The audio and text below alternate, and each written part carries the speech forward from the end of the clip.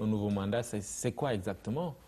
Oui, parce que bon, d'abord, ce qu'il faut préciser, c'est que cette volonté de partir ne reposait pas sur une limite ni d'âge ni légale. C'était simplement un vœu que moi-même j'avais exprimé en tenant compte du fait que j'avais cheminé avec d'autres personnes et que peut-être il serait bon, pourquoi pas, de prendre un peu de recul, même s'il n'était pas question d'arrêter en cours de chemin avec cette expérience qui était à l'époque presque unique au Sénégal et qui a quand même pu, je pense, se répéter dans d'autres localités au Sénégal, mais essayer de voir si je pouvais prendre du recul, m'engager sur d'autres combats pour Gorée et pour mon pays, mais en définitive, au moment d'aborder depuis 2 ans donc, ces échéances à venir, des Goréens d'abord, pour la plupart qui sont de la liste de Djoko, mais aussi des notabilités de l'île, des hautes personnalités, mais aussi d'autres personnes m'ont dit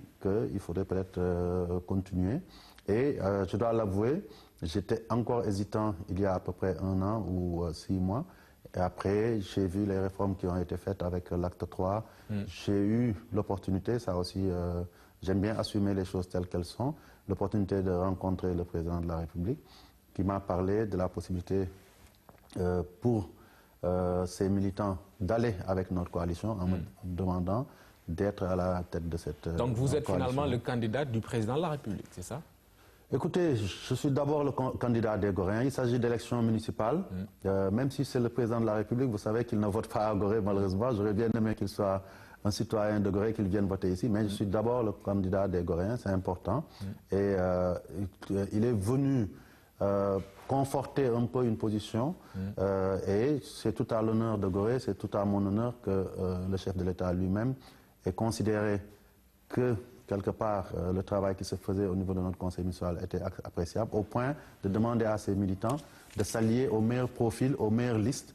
Et donc, ça montre aussi sa dimension, sa grandeur par rapport à cet acte qu'il a posé. Et nous, en tout cas, nous avons analysé, donc, avec les membres de Djoko, cet appel du président, et nous avons pensé que c'était une chose très positive et qu'il fallait cheminer avec lui, mais sans que ça veut dire qu'on allait se fermer aux autres courants, parce que comme on a dit, nous voulons garder notre spécificité en tout cas de liste fédératrice des énergies au niveau de Gorée. J'en reviens tout à l'heure sur ce soutien du président de la République, mais parlons d'abord de ces jeunes dont j'ai parlé tout à l'heure, qui sont en vérité contre votre candidature, parce que, disent-ils, 3 mandats, ce serait trop, et puis vous n'avez pas en vérité le temps de vous occuper de Gorée. Écoutez, je pense à ce niveau-là, il faut saluer effectivement qu'il y ait des voix discordantes, parce que je pense que nul ne peut faire l'unanimité dans sa localité, dans un pays. C'est de bon ton, et surtout ça nous évite peut-être de trop dormir sur nos lauriers. Nous ne sommes pas aussi dans une logique d'unanimisme en démocratie. Il faut, quand certains pensent qu'ils doivent être derrière tel candidat, d'autres puissent avoir une autre sensibilité et l'exprimer. Et c'est ce qui se passe. C'est des jeunes de Gorée que je connais bien, nous nous fréquentons, mais ils expriment librement leur position. Maintenant, comme je dis, dans ces cas-là, ce qui importe, c'est que tout le monde s'exprime et qu'après, on aille à une campagne qui soit la plus civilisée possible, qui soit la plus calme possible. Et après, les urnes parleront d'elles-mêmes. Comme en 2009, je me souviens qu'en 2009, effectivement, il y avait eu des déclarations comme quoi Gorée allait tomber dans le bastion du parti au pouvoir. Mais au finish, quand même, notre liste, qui était une liste citoyenne, une liste des Goréens, avait pu gagner haut la main, presque avec 70% des voix. Donc à ce niveau-là, ça ne m'inquiète pas. Et mon souhait d'ailleurs, c'est qu'on puisse avoir des débats d'idées avec ces jeunes, pas que ces débats-là se focalisent sur ma personne. Parce qu'aujourd'hui, cette démarche, au-delà du leadership que je peux représenter pour Djoko, procède d'une démarche collective de Goréens, basée sur un programme communautaire de gestion de notre localité, qui se déroule, à mon avis, correctement, même si tout n'est pas parfait. Il ne faut pas oublier que nous avions juste un statut de commune d'arrondissement. Peut-être qu'avec l'avènement de la plénitude du statut de notre commune de plein exercice, je pense qu'on aura plus d'opportunités d'aller plus avant dans ce que nous avons déjà fait et qui est globalement apprécié comme positif. Justement, c'est ce bilan qui va vous réélire. Alors, comment peut-on le juger? Est-ce que, ou alors, qu'est-ce qui a changé avec vous à Gorée? Écoutez, je pense que déjà, nous avons pu restaurer justement la commune elle-même dans son statut, parce que jusqu'en 2002, d'abord jusqu'en 1996, nous n'étions plus commune, nous étions rattachés à la ville de Dakar. Après l'avènement de la loi sur la décentralisation de 1996, nous étions commune d'arrondissement. Et on le sait, on n'avait pas une réelle présence de la commune à Gorée parce que les bureaux étaient à Dakar, il y avait beaucoup de choses. Ensuite, les services de base n'existaient pas. Nous nous sommes battus pour les instaurer. Aujourd'hui, nous avons un centre socio-culturel. Nous avons un poste de santé que beaucoup d'hôpitaux enviraient. Nous avons une mairie qui est bien en place, qui a été réhabilitée. Nous avons réalisé aussi un certain nombre de choses, certaines activités qui n'existaient pas, comme les activités bancaires. Pour une île touristique, il n'y avait même pas une agence bancaire. Nous avons pu, en partenariat avec une banque de la place, mettre en place cette banque-là, avec tant d'autres projets, et surtout donner une nouvelle stature à Gorée, qui aujourd'hui, quand même, peut s'enorgueillir d'être une vitrine du Sénégal et d'être reconnue mondialement.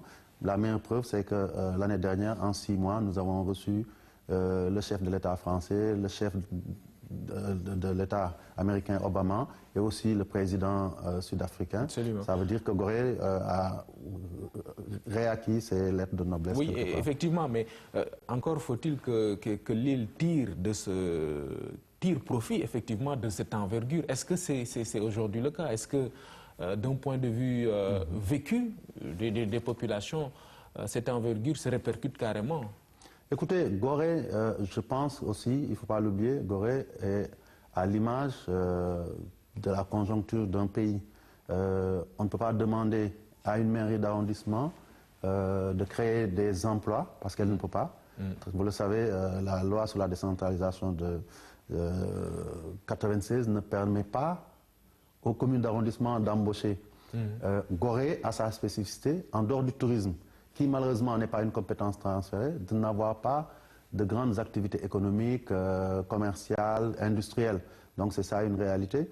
Et c'est vrai qu'à ce niveau-là, très souvent, il y a une demande en termes d'emploi qui doit être, je pense, à ce niveau-là, réglée au plus haut niveau, moins par les communes d'arrondissement que par soit la ville à l'époque ou bien l'État central. À travers oui, mais quand même en tant que collectivité locale, vous avez cette mission de créer les conditions de permettre peut-être aux jeunes, à la jeunesse de cette île de s'épanouir et même de créer elle-même des activités génératrices de revenus. Mais ça ne peut être que dans la mesure où la loi nous le permet.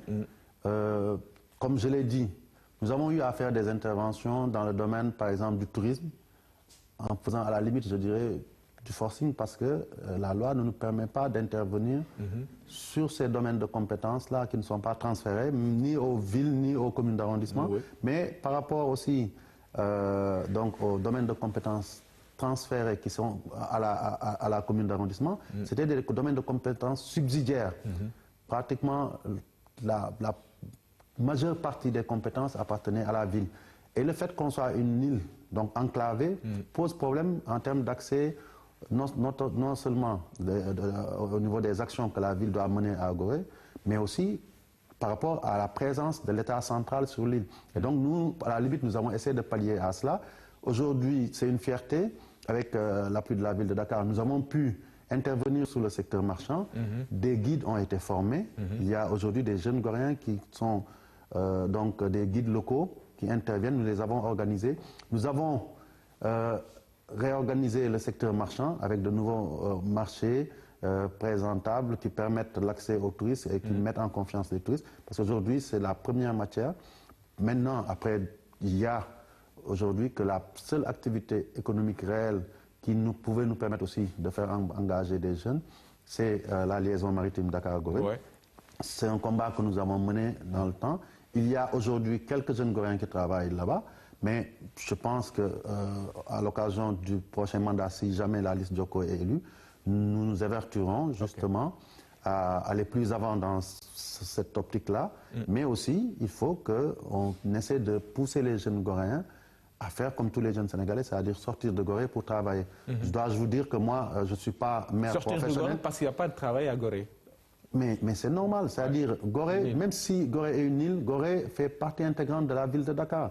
Aujourd'hui, la logique, ce n'est pas de dire aux jeunes Goréens de se sédentariser parce qu'ils n'y trouveront pas de travail. La vocation de Gorée, elle peut être culturelle, elle peut être historique, elle peut être touristique, mais elle ne sera jamais industrielle ni commerciale. Les seuls emplois qu'on peut créer, c'est dans le domaine de la restauration, du guidage, etc. Donc il ne faut pas se leurrer. Et surtout, il ne faut pas bercer les jeunes d'illusions parce qu'on va vers des élections. Je préfère le dire, les réalités. La vérité. Moi-même, étant d'autres Goréens, je ne suis pas maire professionnel, je ne suis pas président de fédération professionnelle. Je viens exercer chaque jour mon activité professionnelle qui est une profession d'avocat à Dakar. Donc il faudrait qu'il s'ouvre aussi sur le continent. Est-ce que l'île subit les difficultés du secteur touristique? Oui. Je pense que l'un des problèmes qui a exacerbé ce manque d'emploi, justement, c'est ça. C'est que globalement au Sénégal, le tourisme a chuté. Les restaurants ont eu beaucoup de difficultés. Les musées, on a eu une fréquentation des touristes qui avait beaucoup baissé à l'époque. Heureusement, c'est en train de repartir depuis un ou deux ans. Et il faut saluer quand même les initiatives qui sont en train d'être prises pour relancer le secteur. Parce que justement, c'était notre secteur d'excellence, donc le tourisme, notre seule activité économique, et certainement Gorée a pâti de cela. Très bien. Alors, le président Macky Sall donc, vous parraine pour une réélection à la tête de la mairie. La question que je voudrais vous poser, qu'est-ce qui se cache derrière ce soutien? Écoutez, ce qui se cache, certainement, on ne va pas le nier, même si c'est le chef de l'État, il est d'abord un chef de parti politique. Il y a la volonté de gagner le maximum de communes possible. Mais aujourd'hui, d'un autre côté aussi, sur le discours qui m'a été servi, j'ai vu un homme d'État soucieux, même en ayant la volonté de gagner le maximum de communes, soucieux du devenir de ces collectivités locales, de leur viabilité, en veillant à ce que dans certaines localités, les mouvements, les personnes qui remplissent un profil idéal pour pouvoir assurer le développement local puissent être promus. Et c'est dans ce sens-là que je prends positivement son appel, parce que je pense qu'à travers ma personne, c'est l'ensemble des composantes de notre liste, de notre mairie, qui a été un peu honorée et surtout valorisée par cet acte-là. Et de notre côté aussi, je dois dire que la perception que nous avons, nous, de nos 10 dernières années à la mairie, c'est que même si on parlait de liste citoyenne et transpartisane, très souvent, sous l'Ancien Régime, on nous a presque taxé d'opposition parce que justement, peut-être, on ne travaille pas suffisamment avec le pouvoir en place, justement pour faire bénéficier à Gorée de la possibilité de recevoir des investissements de l'État, des appuis de l'État. Cette étiquette a changé ou bien alors jusqu'à présent c'est comme ça? Non, nous ne bougeons pas de notre position parce que je pense qu'aujourd'hui il est clair que notre démarche, en tout cas au moins au niveau local et pour Gorée, a montré sa pertinence. Parce que fédérer toutes les énergies, regrouper toutes les compétences, toutes les personnes ressources autour d'un projet pour Gorée et essayer de le réaliser dans une mairie citoyenne, il n'y a rien de mieux pour développer notre pays à la base. Parce qu'en fait, c'est par ce développement horizontal de nos collectivités locales qu'on pourra apporter une valeur ajoutée à la politique globale dans notre pays. Et c'est ça qui fait défaut. Et ce qu'on constate, c'est que très souvent, les conseils municipaux sont généralement des nids de conflits qui créent de l'immobilisme, qui créent des blocages, et qui ne font pas avancer notre pays dans la mesure où même l'argent qui est investi, du moment qu'il n'y a pas une entente, une unité, une cohésion pour pouvoir le gérer, l'argent qui est transféré n'apporte pas une plus-value aux populations en termes de développement local. Et nous, je pense qu'à ce niveau-là, nous avons eu un conseil municipal très positif, très fédéré et qui a pu quand même en 12 ans montrer une certaine sagesse. Tous les sous-préfets qui sont passés ont pu se rendre compte que nos débats étaient sereins et sur l'ensemble des projets, il y avait une démarche consensuelle, même s'il y avait à l'intérieur du conseil une diversité en termes de représentation différents pôles politiques. Ok. En posant la question tout à l'heure, j'ai pensé à un retour, peut-être. Est-ce que on peut penser ou on peut s'attendre à ce que votre mouvement ou votre association soutienne le président en 2017, par exemple? J'ai eu à me prononcer sur cette question il y a 2 jours pour dire simplement qu'aujourd'hui, je pense que notre pays est à la croisée des chemins. Nous avons fêté notre 54e anniversaire d'indépendance, c'est important. C'est le moment de voir si, malgré tout ce temps parcouru, les choses ont changé positivement pour le Sénégal. Et à travers cela, le président Macky Sall, qui est là depuis 2 ans, a eu à montrer une certaine volonté d'opérer des ruptures claires, nettes, et a défendu des positions, parce que très souvent, au début des mandats, on a vu des présidents qui sont venus avec beaucoup de vœux pieux, mais sous la pression partisane, sous la pression des contraintes de gestion quotidienne d'un pays, ils ont dû reculer. Et en tout cas, moi, sur ce que je vois, il pose des actes forts et il s'en tient à ça et essaie d'avancer de l'avant. Ça veut dire que vous appréciez positivement le travail qui a été posé jusqu'à maintenant. Maintenant, je pense aussi que c'est prématuré, ou même peut-être, je dirais pas injuste, mais quand même faire preuve pour moi d'un certain empressement de demander à un président qui est arrivé dans un contexte particulier avec une crise mondiale, avec aussi des difficultés dont il a hérité, qui est en train de remettre les choses en place au niveau des valeurs. Parce que moi je pense que nous devons travailler à mettre en place une convergence de tous les Sénégalais sur les valeurs qui doivent nous gouverner tous. Ça n'appartient pas seulement au président, ça appartient à tous les maires, ça appartient à tous les élus, ça appartient à tous les citoyens. Et aujourd'hui, je sens qu'il y a des résistances. Et donc, c'est le premier combat qu'il devait gagner. Et sur ce plan-là, il a posé des actes forts. Si on devait parler de ce bilan, c'est ça. Parce que pour moi, c'est sur ce socle-là des valeurs que doivent reposer les autres actions en termes de développement qui doivent être menées. Encore 3 ans, il vient de mettre sur pied, de lancer en tout cas son programme, d'aller faire le travail de fundraising, d'aller chercher les moyens d'exécuter son programme. Laissons-le exécuter son programme et jugeons-le sur les 5 ans, s'il est sur la bonne voie, comme je l'ai dit et que j'ai assumé, parce qu'à un certain moment, il faut que chaque citoyen, ce n'est pas le maire qui parle, c'est le citoyen qui parle, doit assumer ses positions.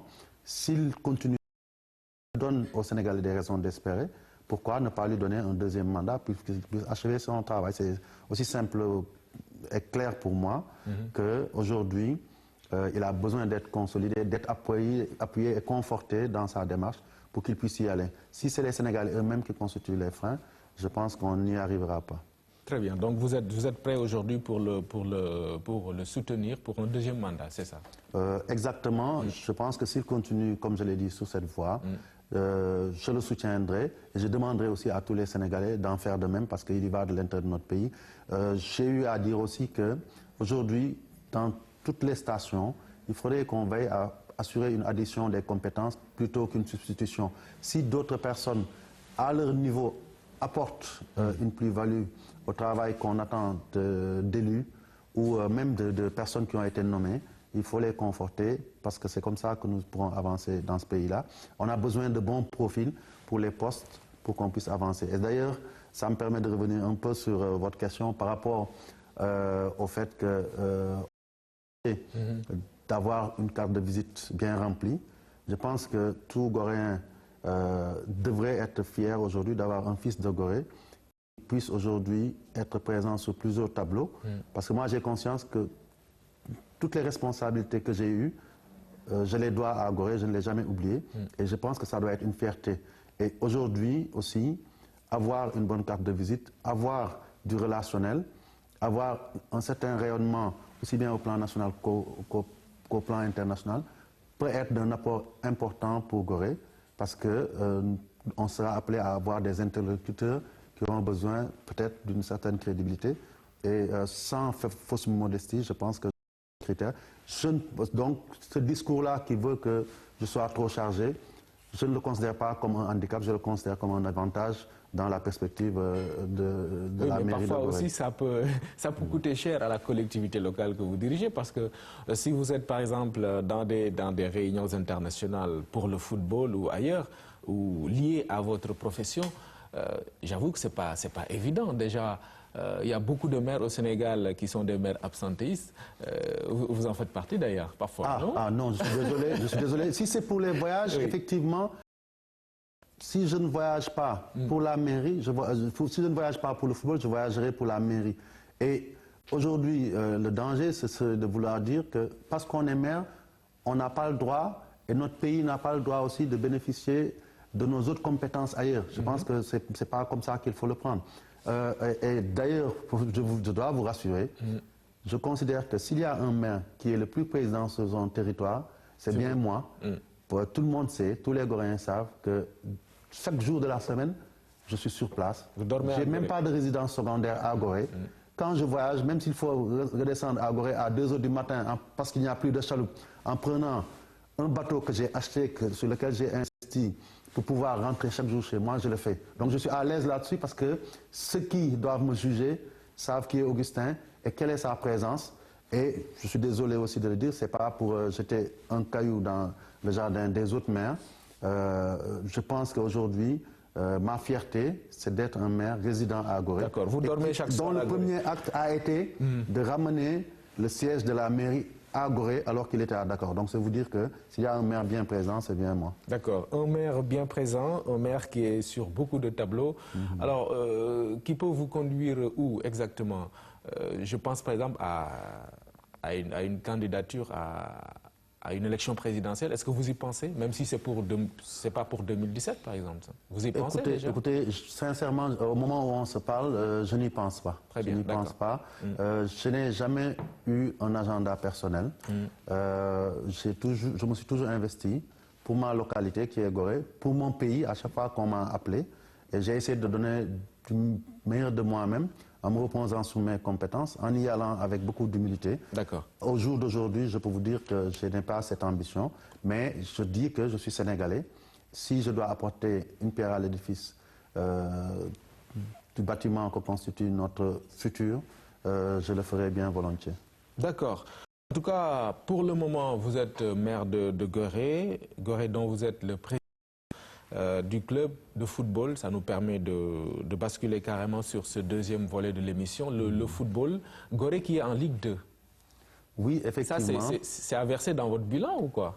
Si, il faut, je l'assume. Ouais. Je l'assume. Donc, Gorée est en Ligue 2, mais c'est écrit dans la vie d'un club qu'il n'y a pas une continuité linéaire. Nous sommes un club qui existe depuis 1933, qui a eu à être l'un des clubs du pays, mais qui malheureusement, il faut le reconnaître, n'a pas pu s'adapter aux nouvelles mutations avec le football professionnel, même si dans la gestion proprement dite, nous n'avons pas trop de problèmes.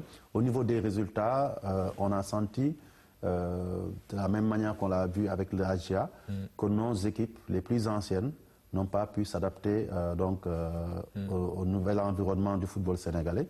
Mais en deuxième division, aller en deuxième division, ce n'est pas aussi une fatalité. Nous sommes en train de nous organiser pour revenir, soit cette année, soit l'année prochaine, soit la saison prochaine.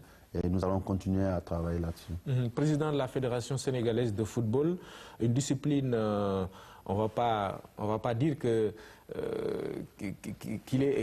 est en crise, cette discipline, mais en tout cas, le football ne marche pas comme l'auraient souhaité les fans, les fanatiques, ou les fanatiques plutôt. Alors, le championnat national, évidemment, n'est plus attractif. Est-ce que vous acceptez qu'aujourd'hui le football est en crise, non? Écoutez, ça dépend de ce qu'on appelle crise. Est-ce que notre football a jamais atteint des cimes qui puissent faire considérer qu'on a régressé à un point important? Nous arrivons au sortir d'une crise. Donc nous arrivons en 2009 au sortir d'une crise très profonde de notre football. Et on s'est rendu compte que, effectivement, pour ce football-là, les fondamentaux n'ont pas été mis en place. On n'a jamais mis en place ces fondamentaux avant 2002 parce que, effectivement, pour notre football, 2002, c'est l'année référence, pour les raisons que vous savez. Rien n'avait été mis en place. Nous avons pu avoir la chance d'avoir une campagne très très intéressante au niveau des résultats, même si on n'est pas arrivé à l'aboutissement. Derrière, au lieu de profiter de cette opportunité pour bâtir quelque chose, nous ne l'avons pas fait. Et c'est seulement en 2009, après avoir été éliminé de la Coupe du Monde et de la Coupe d'Afrique 2010, donc on s'est dit, ah mais maintenant il faut qu'on s'y mette. Et en s'y mettant, il fallait commencer par la base. Nous avons essayé de mettre en place des championnats plus relevés en lançant le football professionnel. Nous avons essayé de créer une dynamique horizontale pour faire en sorte que partout le football se joue au Sénégal et aussi dans toutes les catégories et tous les genres. Et ça, pour nous, c'est une fierté. Depuis 4 ans, il n'y a pas un seul championnat qui ne soit pas arrivé à terme. Et quand on dit que le football est en crise, c'est un football qui ne joue plus ou qui joue de manière saccadée. Toutes les compétitions se déroulent, toutes les catégories jouent. Mais pourquoi alors ça n'attire pas? Parce que moi, je me souviens, c'est vrai qu'on était jeunes à l'époque, mais avant 2002, il y avait du monde pour assister au championnat du Sénégal. On se souvient des derbies à Djaraf et autres. C'était du monde fou qui était au stade. Ce n'est plus le cas aujourd'hui. Oui, mais parce que après 2002, notre équipe a commencé à sombrer tout doucement dans les difficultés. Il y avait moins de bons résultats. Parce qu'on a parlé de 2002, mais en club, il fallait parler aussi de l'épopée de la Jeanne d'Arc, qui avait marqué les esprits. Mais jusqu'en 2000, mais à partir de 2000, vous avez vu, c'était le déclin de toutes nos composantes du football. Et au fur et à mesure, donc, les gens ont commencé à se désintéresser de nos championnats locaux. Aujourd'hui, ceux qui s'intéressent un temps soit pas au football se rendent compte que les Sénégalais recommencent à revenir. Et d'ailleurs, je dois dire que les années précédentes, nous avions la chance chaque jour d'avoir un match qui était diffusé par la RTS en direct, ce que nous n'avons plus. Et c'était une bonne vitrine pour permettre aux Sénégalais de mieux apprécier. Pourquoi on ne l'a plus? Bon, je pense que c'est des raisons contractuelles. Il faut peut-être demander à la direction de la RTS. Mais c'était en tout cas une bonne rampe de promotion du football local. Il y a aussi, il faut le dire, la concurrence d'autres activités. D'abord les championnats européens. Les Sénégalais, comme toujours d'ailleurs, sont maintenant plus friands d'aller voir un PSG Marseille ou un Barça Real, de rester chez eux, regarder un PSG Marseille et un Barça Real le dimanche soir plutôt que d'aller au stade. Il y a la lutte aussi qui à un moment donné entre 2007 et 2008, il n'y avait plus de championnat du tout, ce qui a permis à la lutte de récupérer tout le potentiel de supporters que le football avait. Dans les mêmes temps, le Nawetan a occupé l'espace abandonné par le football. Le Nawetan qui se déroulait sur 3 mois pendant les vacances est arrivé à certains moments jusqu'en février parce qu'il n'y avait pas de championnat.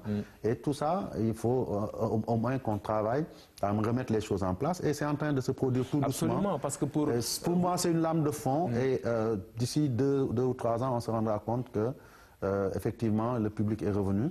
Mais le plus important aussi, le football, dans les pays où ça marche, où le public colle, c'est d'abord une histoire de spectacle. C'est un produit qu'on vend. Il y a l'équation du financement du football. Au niveau local, nous ne recevrons pas de subventions d'aucune sorte, ni de l'État, ni de quelconque partenaire. Vous n'avez pas une part du budget qui est allouée au sport? Non. Pour l'équipe nationale, oui. Mais pour les championnats locaux, ça n'existe pas. C'est la fédération qui se débrouille avec ses moyens. Et chaque année, je peux vous dire qu'au Bas-Mont, on dépasse jusqu'à 800 millions à 1 milliard sur le football local pour faire jouer toutes les compétitions parce que l'intégralité des compétitions, en dehors du football professionnel, que nous appuyons de temps en temps d'ailleurs, alors que c'est l'inverse, nous avions créé le football professionnel pour qu'il puisse faire rentrer de l'argent dans le football amateur. Mais aujourd'hui, c'est la fédération qui, de temps à autre, subventionne le football professionnel. De la même manière, toutes les compétitions, dans leur ensemble, sont financées et prises en charge par la fédération. Jusqu'au transport des clubs, ils ne donnent que les affiliations. Le football féminin est financé à 100%. Avec quels moyens? Avec nos moyens, justement. Parce que vous tirez d'où, par exemple? L'un des motifs de satisfaction pour notre fédération, c'est d'avoir pu quand même rationaliser nos dépenses en renforçant nos rentrées. Ces recettes de sponsoring, c'est les financements des compétitions qu'on reçoit de la FIFA ou de la CAF, les droits télé, dont vous savez que maintenant c'est centralisé par la CAF. C'est tout ça qui nous a permis, en comprimant certaines dépenses et en les réorientant, de pouvoir financer notre championnat, parce qu'on s'est dit que le principal déjà, c'est de faire en sorte que tout le monde joue partout. C'est comme cela que, sur toutes les toutes petites catégories, qu'on pourra développer notre football. Et donc, aujourd'hui, on tourne à une moyenne d'un budget qui tourne autour de 1,2 milliard à 1,4 milliard. L'ambition qu'on avait déjà pour cette campagne de Coupe du Monde, si on s'était qualifié, on l'aurait atteint, c'est de porter d'ici la fin de notre mandat, notre budget à 3 ou 4 milliards. Et on pense que c'est possible, parce que le potentiel du football est là. Les Sénégalais aiment le football. Il faudrait que l'État nous accompagne et qu'on arrive à attirer encore plus de sponsors. Absolument. Ça, et on commence à sentir les prémices positives. Oui, pour ce faire, il faut de l'ingéniosité à votre niveau. Est-ce qu'aujourd'hui, il y a des politiques carrément claires et visibles qui permettent à la fédération que vous dirigez d'atteindre ces objectifs-là? Oui, comme je vous l'ai dit, nous avons mené une politique d'autofinancement de notre football qui nous permet aujourd'hui quand même de faire entrer dans nos caisses sur une saison, sur une année, sur un exercice 1,2 milliard à 1,4 milliard, sans tenir compte de l'apport de l'État qui est plus orienté vers l'équipe nationale A. Donc avant que nous on arrive d'ailleurs, c'était l'équipe nationale A et les autres équipes nationales. Mais je peux vous dire pratiquement que pour les équipes nationales de jeunes ou les équipes nationales féminines, aujourd'hui c'est qui prend à peu près 75 à 100% des charges. Nous avons pu, l'une des réalisations et qui fait notre fierté, c'est le centre de développement technique qui nous a permis de faire des économies d'échelle parce que au bas mot, certains hôtels de la place nous coûtaient en termes d'hébergement pour les regroupements des équipes nationales et tout, au moins 100 à 200 millions par an. Aujourd'hui, on fait des économies d'échelle parce que nous avons notre propre centre où nous pouvons héberger nos joueurs. Nous avons édifié un terrain, un gazon naturel. Un deuxième terrain synthétique est en train d'être monté là-bas. Plus tard, on va... Le centre se trouve où? À Toubab Dialaw. Plus tard, on est en train d'y travailler. On va créer un hôtel fédéral là-bas sur place, non seulement pour pouvoir accueillir toutes nos équipes, et même nos équipes de clubs, mais aussi pour rentabiliser cet espace-là qui va nous rapporter... Ça va être fonctionnel ou bien c'est déjà Le centre est déjà fonctionnel.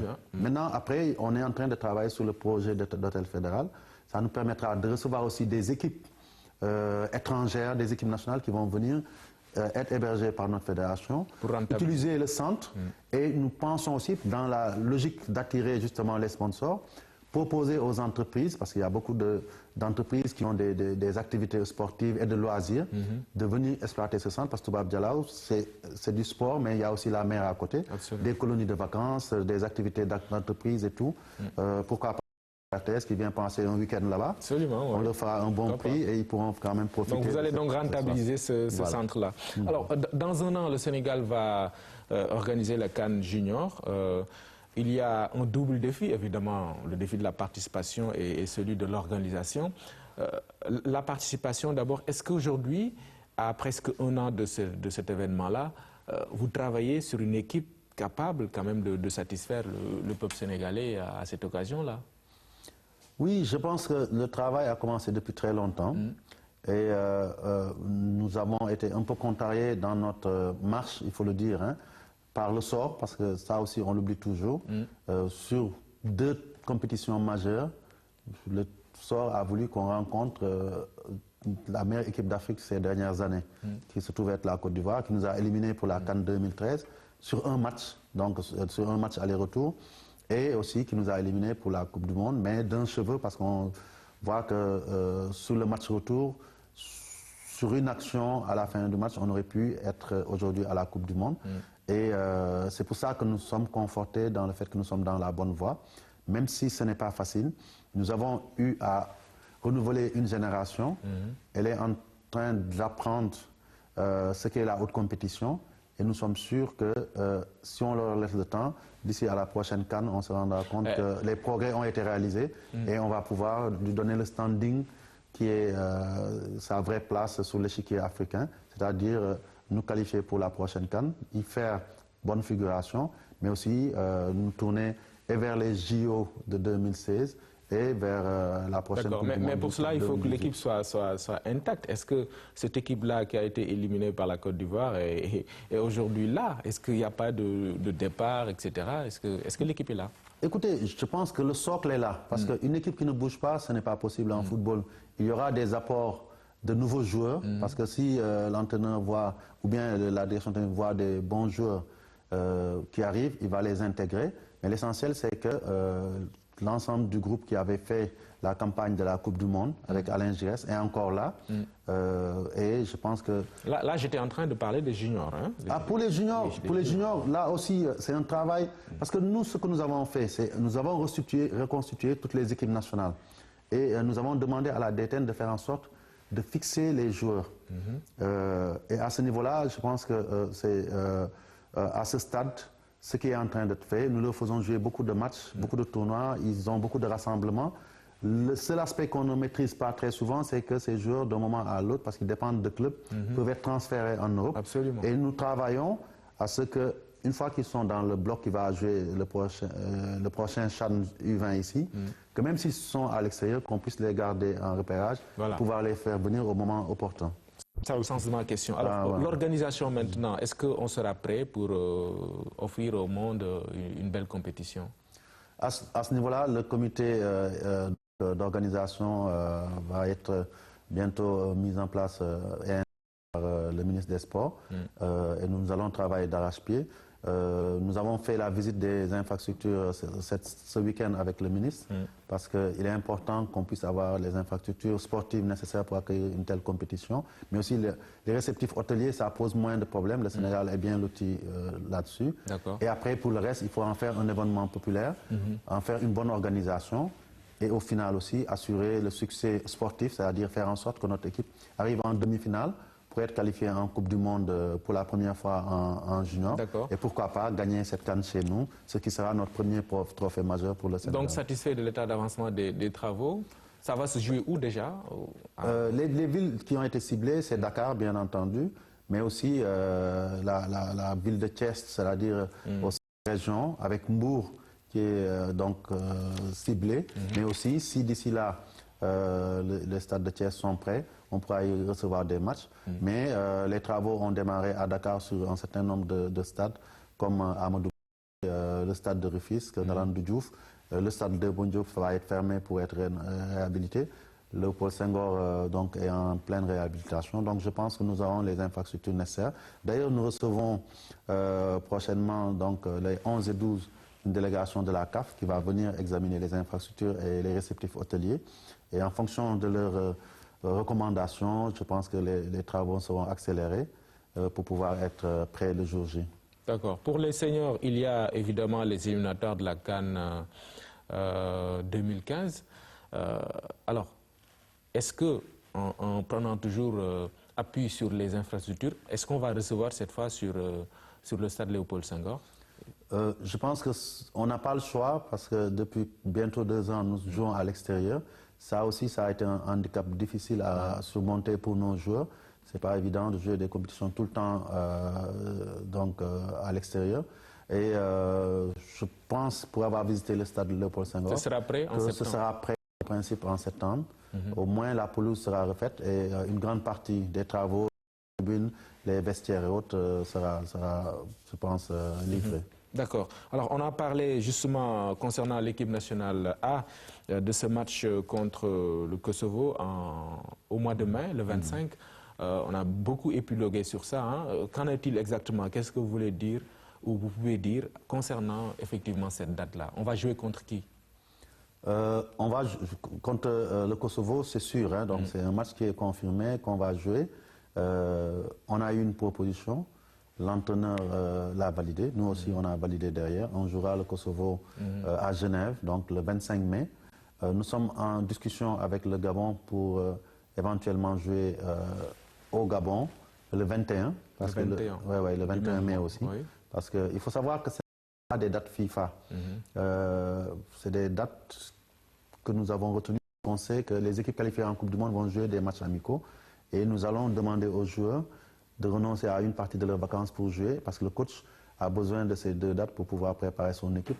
Parce qu'autrement, ils ne se retrouveront que lors du premier match officiel des éliminatoires en septembre. Donc c'était une occasion de retrouvailles du groupe, parce qu'un groupe qui peut vivre ensemble, mieux se connaître, c'est un plus par rapport aux compétitions officielles. Et c'est ça le but. Donc, il ne faut pas trop se focaliser sur les adversaires.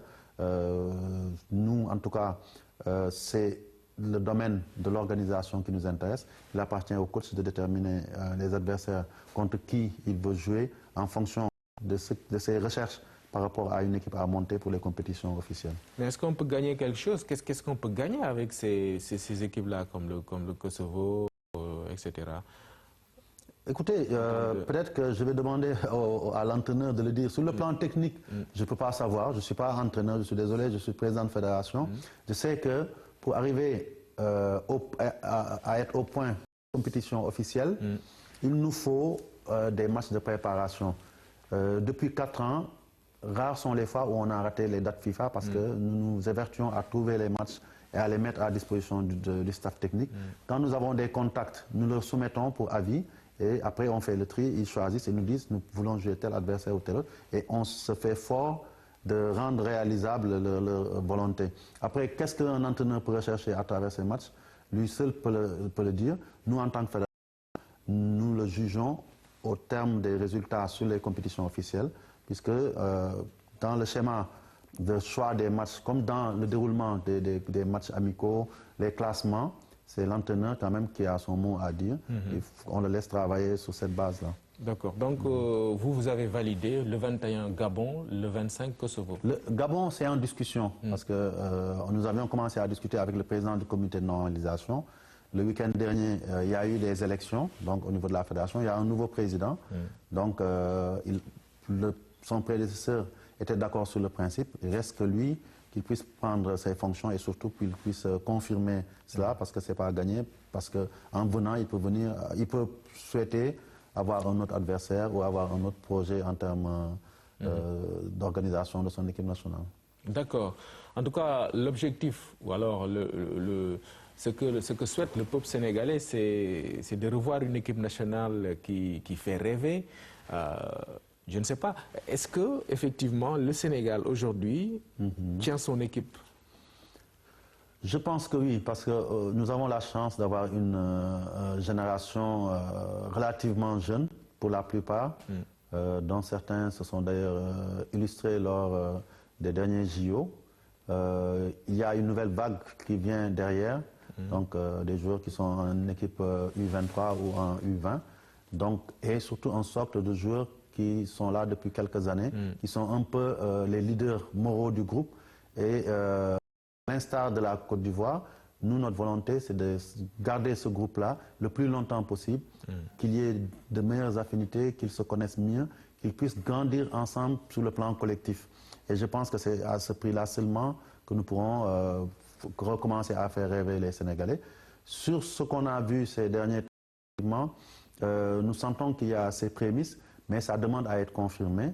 Et c'est le travail et le temps qui nous permettront d'atteindre cet objectif. En tout cas, en ce qui me concerne, je suis confiant que ce groupe a de la valeur. Nous avons des individualités, nous avons un groupe qui a quand même des valeurs d'engagement, de discipline et qui est conscient qu'il y a des attentes du côté du peuple sénégalais. Très bien. Il faut aussi une fédération qui soit à la hauteur. Alors, c'est vrai, hein, avec votre réélection à la tête de cette instance, il y avait un peu de mouvement. C'était une élection un peu mouvementée avec des contestations et autres. Heureusement, aujourd'hui, vous êtes à la tête avec un groupe qui est là. Alors, est-ce qu'on peut dire la même question? Vous avez un bon groupe pour bien conduire les destinées du football sénégalais. Oui. Je dois préciser juste que l'élection en elle-même n'a pas été mouvementée. Mais il y avait du bruit quand même autour. Hein? Les urnes ont parlé. Oui. Peut-être que c'est l'avant-élection qui a été mouvementée. Je pense que ça aussi, ça fait partie de la vie d'une institution comme une fédération qui soulève les passions.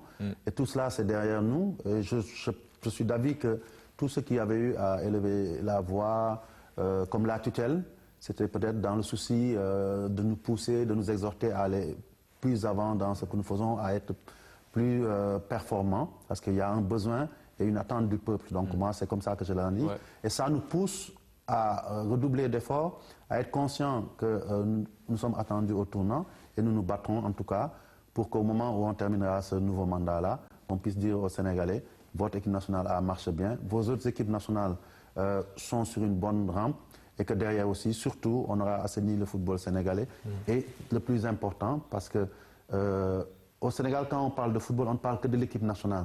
Les autres segments du football qui sont quand même le cœur du dispositif, c'est-à-dire c'est le football local, c'est le football des jeunes, c'est les compétitions du football féminin et c'est surtout une meilleure organisation au plan national avec une présence plus accrue de la DTN. C'est ça, ces grands chantiers, en tout cas, que nous voulons laisser comme legs à ceux qui nous succéderont à la tête de la fédération. C'est important, mais vous allez quand même promettre un trophée pour le peuple sénégalais. Notre secret espoir, c'est de pouvoir déjà le réaliser. Avec les juniors, Nations, hein? avec les juniors, nous allons organiser chez nous. Et ce serait magnifique ici au Sénégal, qu'on puisse remporter le premier trophée continental pour notre football. Et nous nous évertuons à ça chaque jour que Dieu fait. Et nous espérons parvenir à faire cette offrande aux Sénégalais.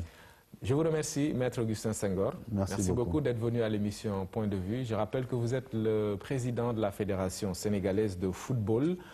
Vous êtes aussi le maire de Gorée. Merci. Merci.